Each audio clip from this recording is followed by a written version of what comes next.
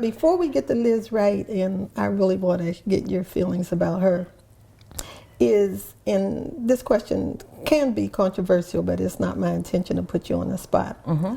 What is your feeling about today's poets who I've heard older poets distinguish them and say they're not poets? Mm-hmm. And I'm talking about people who are involved in the spoken word. Mm-hmm.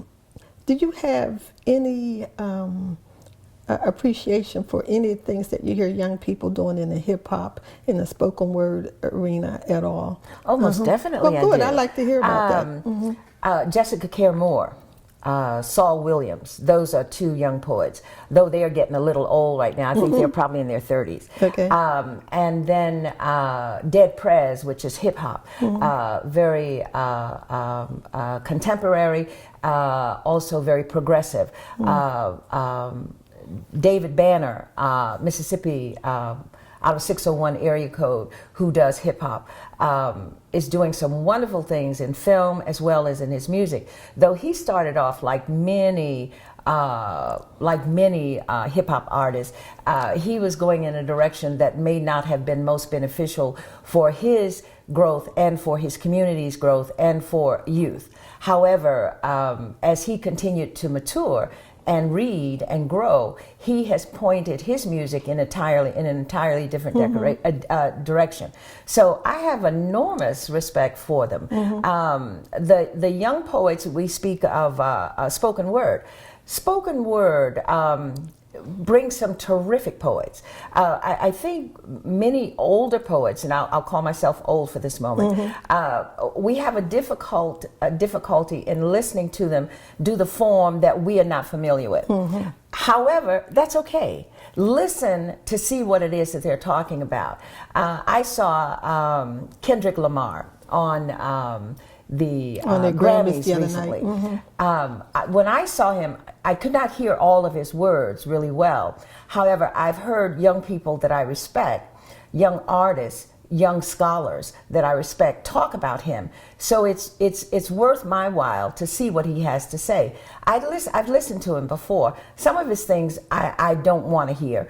But a lot of what he says, in the moment that he did on the Grammy, the visual had a message.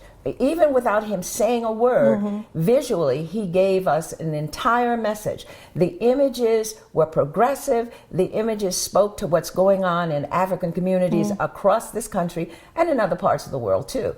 So my point would be that I am not in a position, and I would question any other elder who would just blanketly paint out hip-hop artists and our spoken word poets as not being valuable. There are competitions that go on in this country each and every year with high schoolers. Maybe they even start middle school too, but I know definitely high schoolers, and they are spoken word.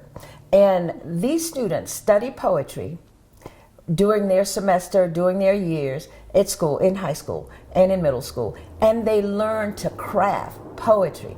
They learn to find their voices. They learn to find the voices of their communities, and then they learn how to put those together and sing them.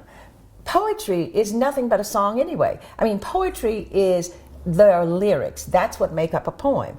Lyrics are also what make up a song. So there is little difference between that. Now, if we want to go to poetic forms and we want to go to European beginnings as poetry, perhaps there would be another discussion. That isn't where I choose to go.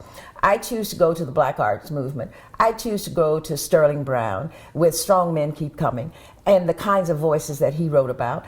I choose to go to Sonia Sanchez and what she writes about and the voices that she writes. I choose to go to Eloise Greenfield and how she urges and brings in children to bring their voice out and to say, you too are a poet. So if you are doing spoken word poetry and you're in one of the competitions where you have studied all year long at your school and you have crafted and you have read other poets, and then you come up and you stand in front of me and you give your poem, I applaud you. One, the confidence that you have to do that. Two, spoken word poets memorize their stuff. So to do that, that is some growth for that young person right there. So whether or not we like all of spoken word, there are so many positive things about it that our young people can pick up and take with them. The form itself isn't one that I'll participate in fully because I'm not going to memorize all my stuff in that way. I do like reading, but I like their cadences. I like their rhythm. I like their willingness to just stand there and go naked, which is what poets do. Some of us take a piece of paper and we go that way, and that paper helps us, and we're not as naked as we want to be, as we may need to be. However, spoken word, there's nothing between you and your audience. You go there and it's like you are totally undressed and you let it rip, as they say. And so the music comes out, the sound comes out, the emotions comes out, and there is a message. Young people have things that they live through, unfortunately very painful sometimes very traumatic, same things. Poverty is not a good feeling at all, and too many of our children live in that.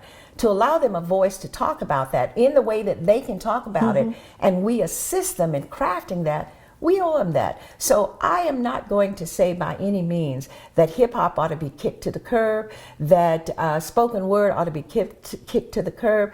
I think there are mechanisms that we can assist our young people in growing, that we can assist them in learning more about the poetic forms.